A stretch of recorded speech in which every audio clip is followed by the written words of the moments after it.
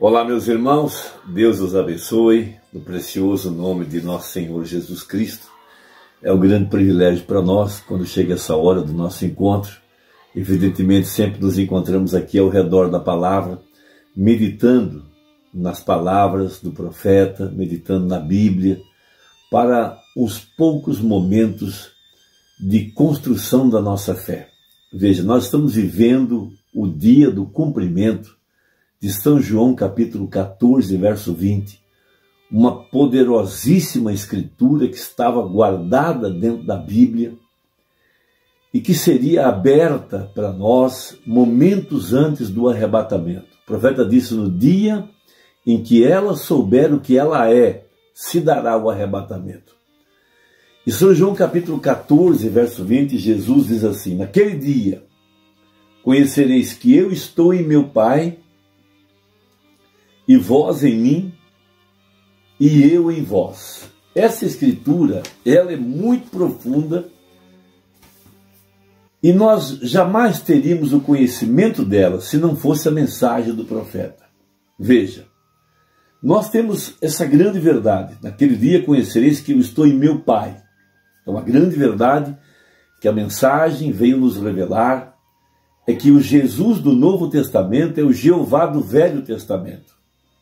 E que Jesus Cristo, veja, em princípio, ou no princípio, ele estava com Deus, veja, ele era Deus, e ele se fez carne e habitou entre nós. Veja, de dentro do seio, veja, de dentro dele saiu o Filho. Deus tornou-se carne humana para cumprir sua própria palavra, porque Deus havia dito que a redenção de sua raça caída seria através de um parente redentor. Então, quando ninguém preencheu o requisito, ninguém, todos haviam nascido pelo sexo, então o próprio Deus, através do ventre da Virgem, se fez carne e ele então se tornou um filho e foi chamado de Emanuel, foi chamado de o Pai da eternidade, Deus forte, o príncipe da paz. Veja, e ele veio cumprir a sua própria lei, pagando o preço da redenção, que foi um sangue imaculado, que não veio pela via sexual, que veio pelo poder da palavra falada. Isso nós já entendemos. Não há três deuses, Jesus Cristo é o mesmo ontem, hoje e eternamente. Eu e o Pai somos um, disse ele. Ele disse: eu vou, mas eu volto. E ele voltou em forma de Espírito Santo. E durante as 7 anos da igreja, esteve dentro da igreja em forma de Espírito Santo. Veja, mas na sua segunda vinda, o seu ministério mudaria para o Filho do Homem. O Filho do Homem é Deus profeta, é Deus andando na terra, veja, em forma de um profeta. Moisés havia dito que Deus levantaria um profeta como ele. Veja, para trazer a restauração de tudo aquilo que falaram os profetas da antiguidade. Mas a segunda parte do verso, veja, e vós em mim. Isso é algo muito grande. Veja, o profeta veio revelar o grande segredo que estava escondido por toda a Bíblia e que nunca havia sido revelado. Os profetas da antiguidade não puderam enxergar isso. Os apóstolos tampouco falaram sobre o assunto, com exceção do apóstolo São Paulo. Veja, e os reformadores, durante os 7 anos da igreja, também não tocaram no assunto. Veja, o grande segredo que a igreja estava nele em forma de pensamento. O pensamento logo tornou-se uma palavra e a palavra foi manifestada. Veja, mas Deus, os pensamentos de Deus são eternos. Deus não muda. Veja, os pensamentos são eternos, portanto, veja, nós, em princípio, estávamos nele, como Jesus estava nele. Veja, e o grande exemplo disso foi quando Deus formou o homem, o formou na imagem perfeita da palavra, macho e fêmea os criou. Veja, e ele não disse nada, mas era a prefigura do que um dia Deus mesmo faria no Calvário, quando de dentro de si mesmo ele tiraria a sua obra-prima, aquilo que ele tinha escondido na parte de trás de sua mente, que era sua igreja, sua esposa, a verdadeira igreja. Esse é o grande segredo de Apocalipse 10:7.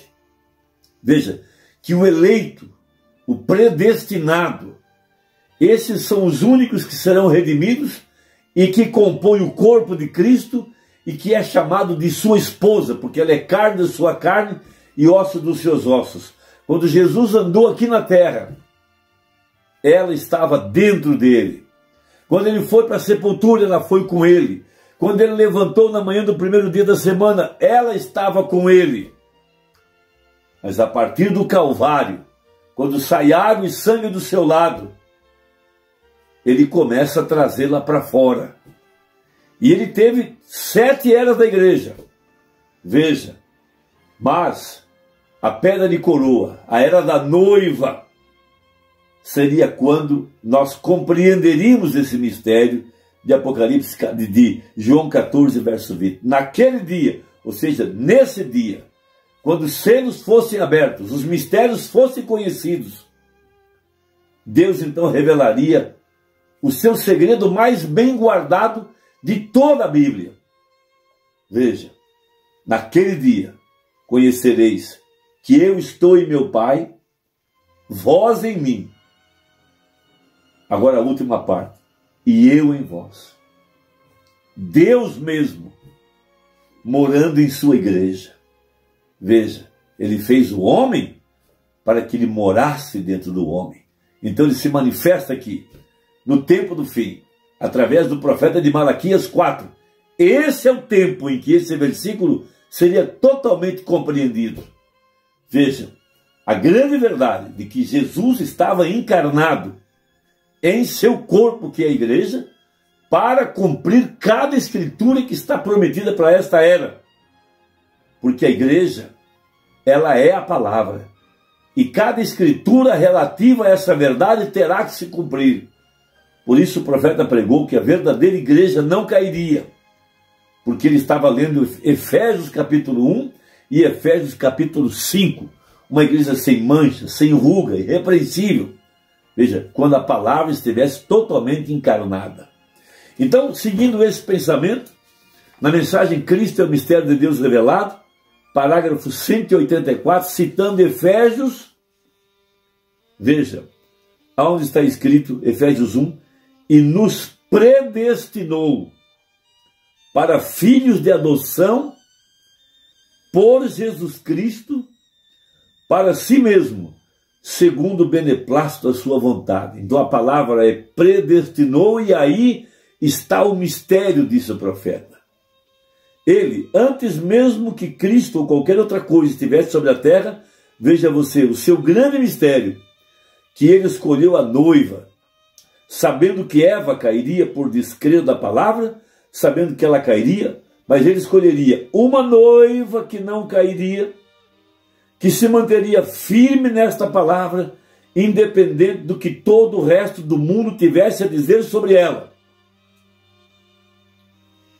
Eles se manteriam firmes nesta palavra, eles são predestinados para permanecerem ali, filhos de adoção por Cristo Jesus. Veja, predestinou a igreja para esta grande e gloriosa posição. Assim como Jesus foi levado ao monte da transfiguração. Veja, e ali ele recebeu a sua adoção.